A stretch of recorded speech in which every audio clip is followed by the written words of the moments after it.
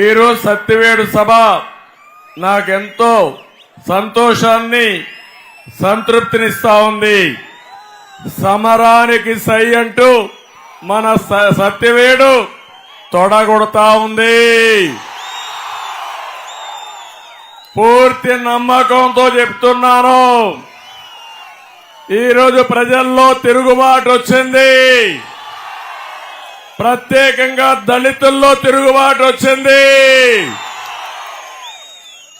అవునా కాదా తమ్ముళ్ళు మీరే చెప్పండి.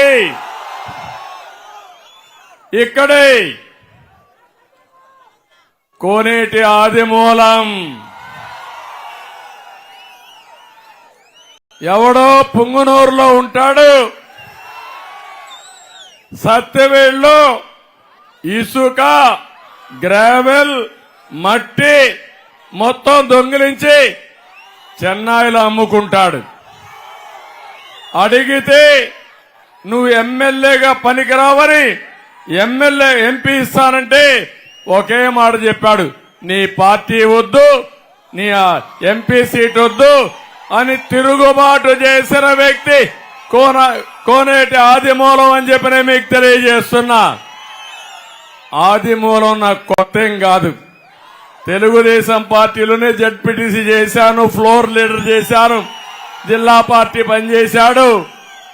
మళ్లీ ఈరోజు పెత్తందారి వ్యవస్థకి వ్యతిరేకించి తిరుగుబాటు చేసి ఈరోజు తెలుగుదేశం పార్టీ సైకిల్ ఎక్కాడని చెప్పి నేను మీకు తెలియజేస్తున్నా.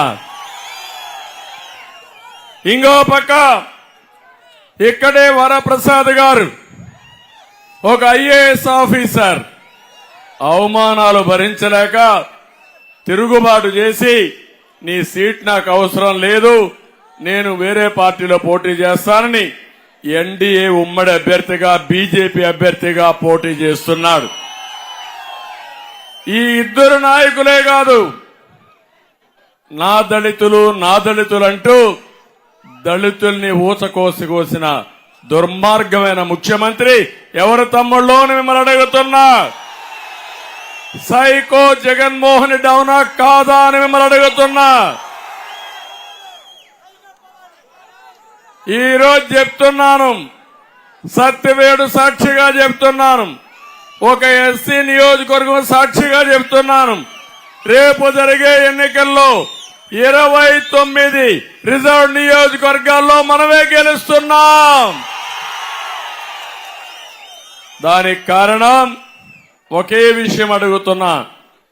ఈరోజు మాట్లాడుతున్నాడు, ఇంటింటికి పోయి ఊరూరికి పోయి డబ్బులు ఖర్చు పెట్టి అవినీతి డబ్బులు వెదజల్లి బిర్యానీ ఇచ్చి ½ బాటిల్ ఇచ్చి మనుషుల్ని బస్సుల్లో దోలకొస్తే పారిపోతున్నారు తమ్ముళ్ళు. ఎవరు ఉండడం లేదు మీటింగుల్లో. అక్కడ గురించి నన్ను గురించి మాట్లాడుతున్నాడు. నేనేదో ఆయన తిట్టానని. తమ్ముళ్ళు నేను ఎప్పుడన్నా తిట్టానా అని మిమ్మల్ని అడుగుతున్నా.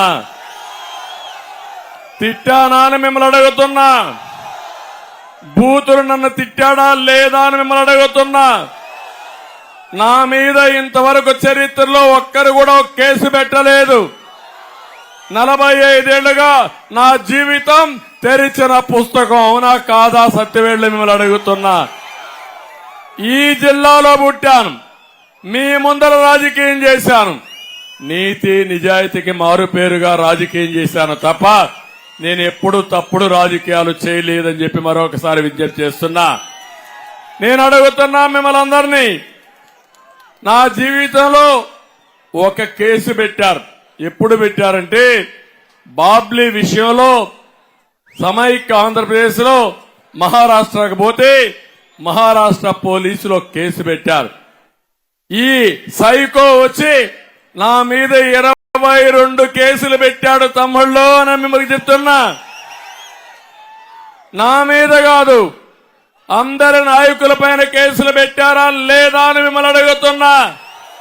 పెట్టాడా లేదా అని మిమ్మల్ని అడుగుతున్నా. అణగదొక్కి ప్రజాస్వామ్యాన్ని అపహాసం చేసి తప్పుడు కేసులు పెట్టి వేధించి ఇప్పుడు పేదరు పిలుస్తావా సైకో? ఎవరికి చెప్తావని నేను అడుగుతున్నా. అంటే నువ్వు కేసులు పెడితే అది రైట్. మేము ఏదైనా గట్టిగా ప్రజల తరపున పోరాడితే మేమేదో బండబూతులు తిడుతున్నామని మాట్లాడుతున్నాడు.